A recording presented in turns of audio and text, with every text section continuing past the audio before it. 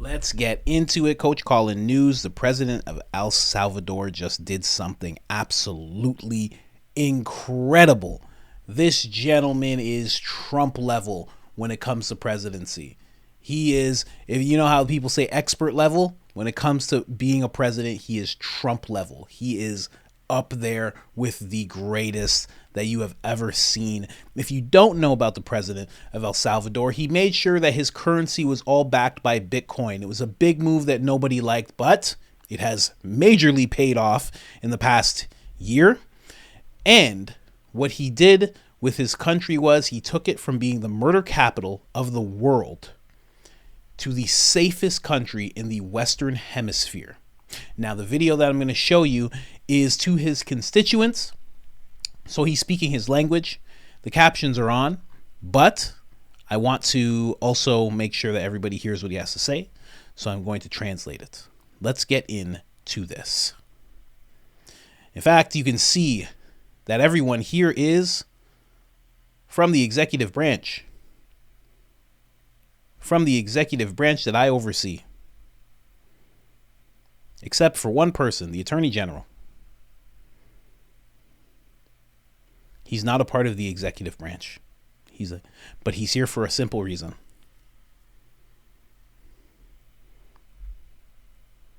I want to ask him publicly to investigate everyone sitting here. What?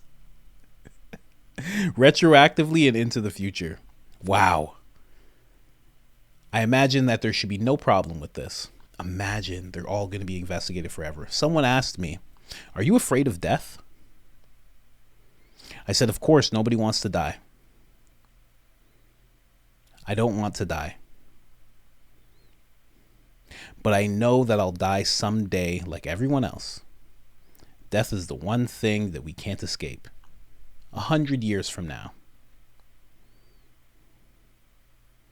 None of us here will still be alive. None of us.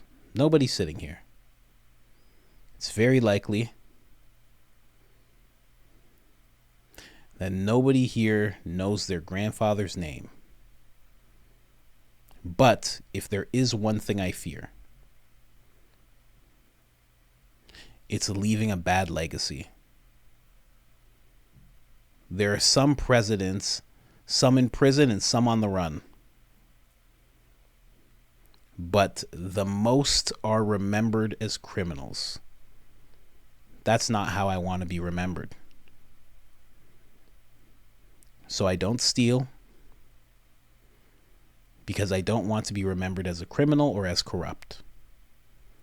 For one president something, people used to say back then, the president isn't a thief, but he surrounded himself with thieves. There was a time where he offered hope for the Salvadorian people.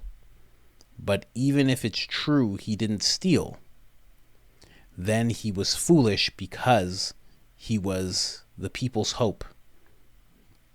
He didn't touch a cent and still stained his legacy by surrounding himself with thieves. That won't happen to me.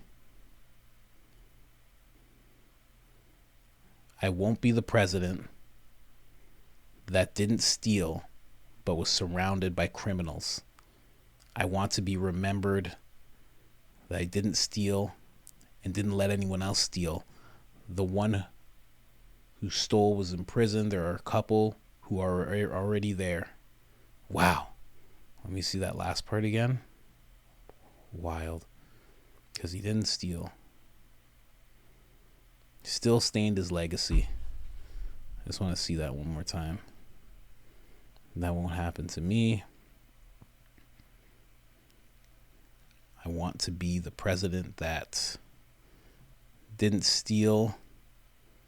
I don't want to be the president that didn't steal but surrounded himself with criminals. I want to be remembered as the president who didn't steal and didn't let anyone else steal either.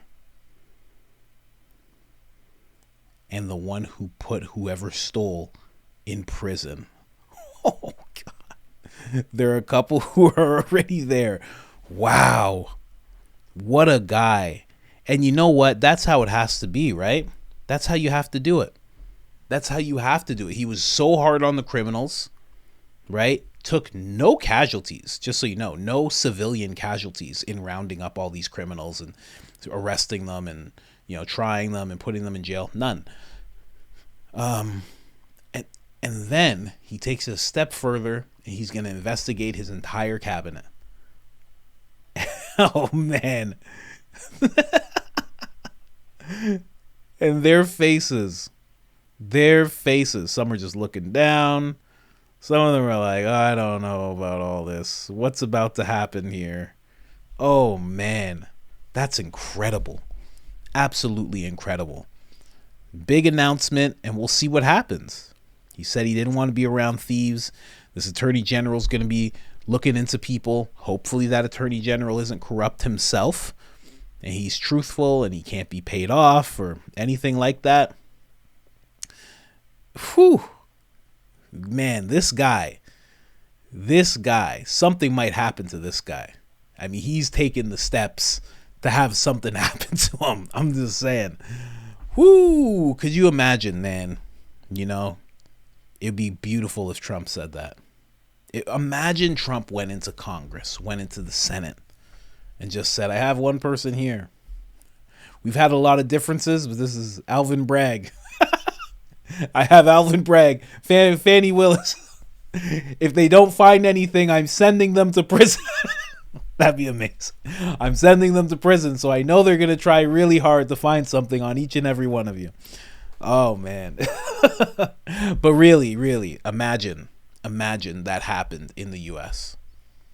Imagine that happened in Canada.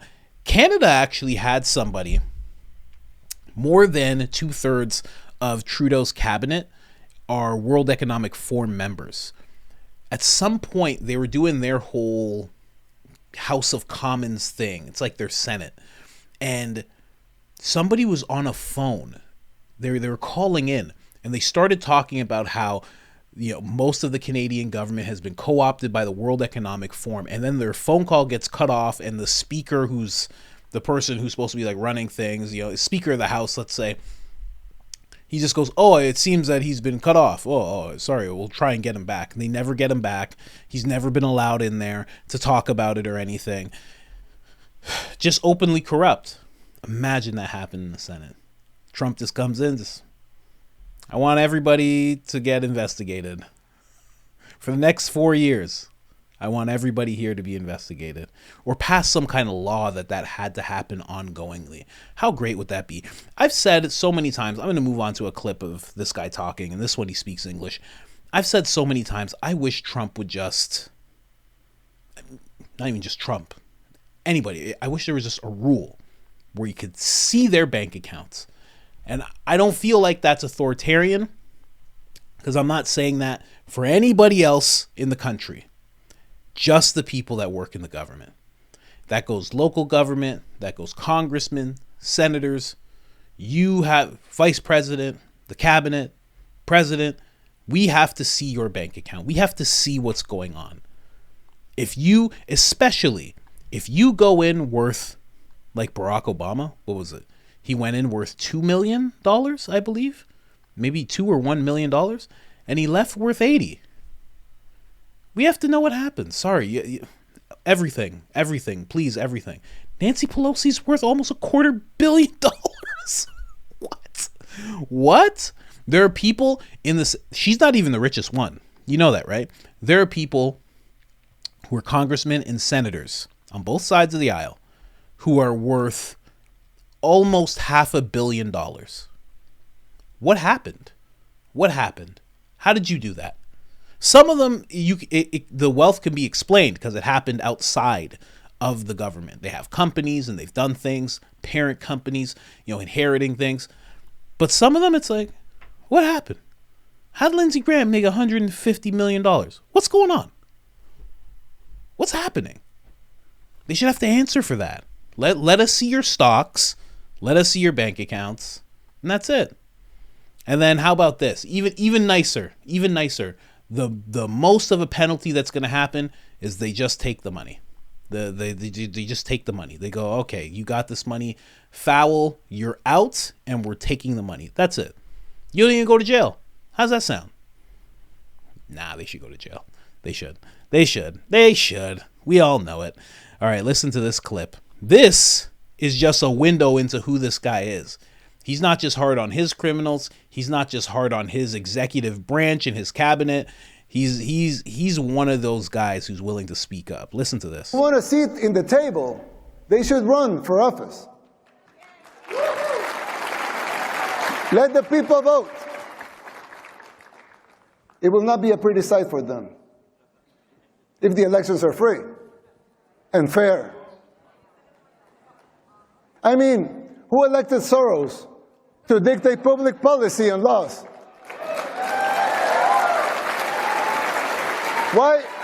Why does he feel entitled to impose his agenda? Let me tell you something. Soros and his cronies hit a brick wall in El Salvador.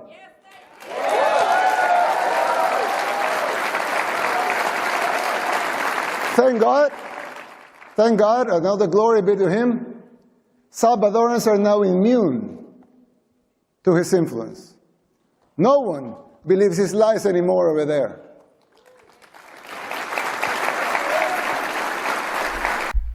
This guy is calling out Soros. I would love to know more about that. If I ever interviewed this guy, I would definitely ask him about that. Like because my question is, how does Soros inject himself into societies? You know, how does he do that? For him to say he hit a brick wall, something must have been offered, maybe a loan of some kind, or, you know, hey, we want to work with your government, we want to help you in some way, and then they just said no and just completely cut it off. Beautiful move, absolute beautiful move. And it shows. Honestly, it shows, because there's no woke policies, there's no hard or far left type of views, policies, again, none of that. It's just not there. It's so amazing. There's one guy I follow, this guy Michael Ruiz, I believe his name is. Sorry if I mispronounce your name. We've talked for a while, you know, we've had conversations, and he actually just moved to El Salvador and he's loving it. And I'm not saying for anybody to move there, but it's just he's testing it. He's like, oh, is it that safe? He went over there and he's like, it's amazing. I was like, okay. But, you know, I guess that's what happens when you don't allow things like that. Soros, this wild leftist agenda, you know, very light on criminals, allowing chaos, dismissing order and law, pushing those things aside, you know, pretty much demonizing police forces. None of that's happening there. And it makes for a much safer place. And honestly, funny enough, Trump has the same idea. Wants the police to have more power, wants them to not have to worry about losing their jobs and getting canceled and all this stuff. And, you know, we all know he wants to do a mass deportation. We'll see how all that goes. I think it's going to be a lot of chaos, but it's going to turn into a lot of good. Here's another clip of this gentleman spitting some straight facts to the American people. Also sink in. The people of El Salvador have woken up. And so can you. The global elites, they hate our success, and they fear yours. The people's free will to choose their leaders is something they despise, because they cannot control that. You have experienced this firsthand here in the United States. The global elites control the mainstream media. They finance campaigns, district attorneys, to mention a few. They abuse their powers. They persecute political opponents. In El Salvador, we don't weaponize our judicial system to persecute our political opponents.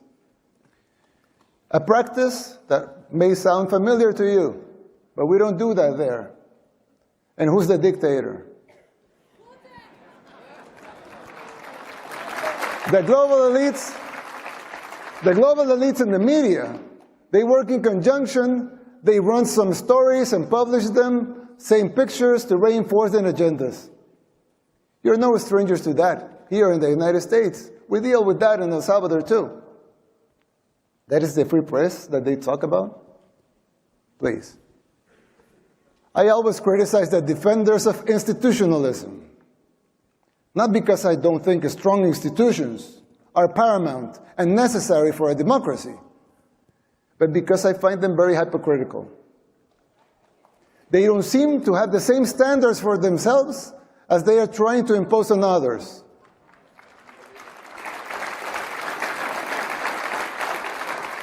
But there's yet another component that is more dangerous than a simple double standard. Institutions were created to serve the people, and not the other way around.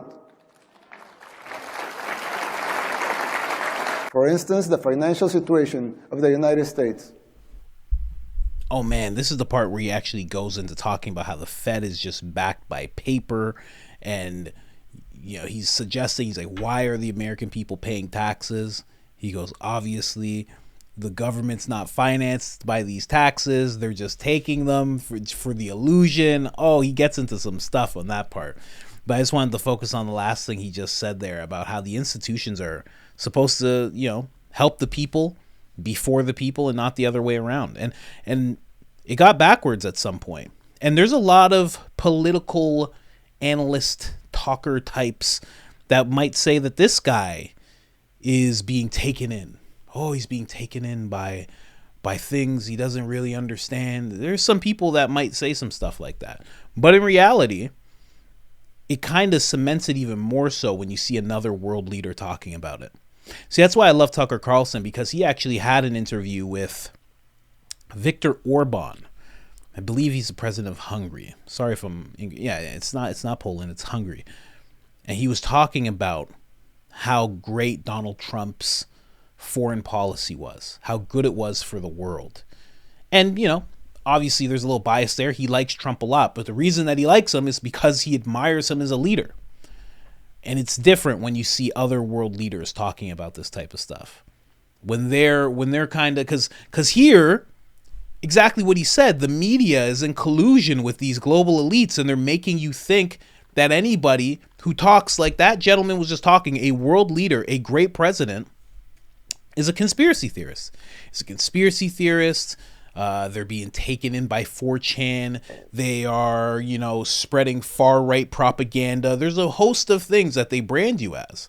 But when you hear these people who are outside of everything, and they're saying it as well, that's when you know you're actually hitting on to something. Because I know there's a lot of people who feel exactly like I feel, and they feel exactly what this gentleman was saying.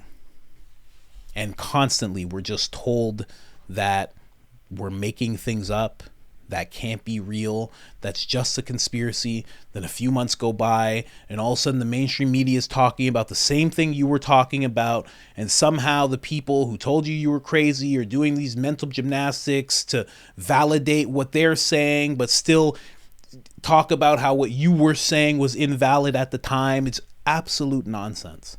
So I really like when I see other leaders talking about it. It helps a lot. That's why I admire Tucker Carlson a lot, because he went to these other leaders and talks about this type of thing. And I don't know if this would shock any of you, but this gentleman is not getting invited to the White House.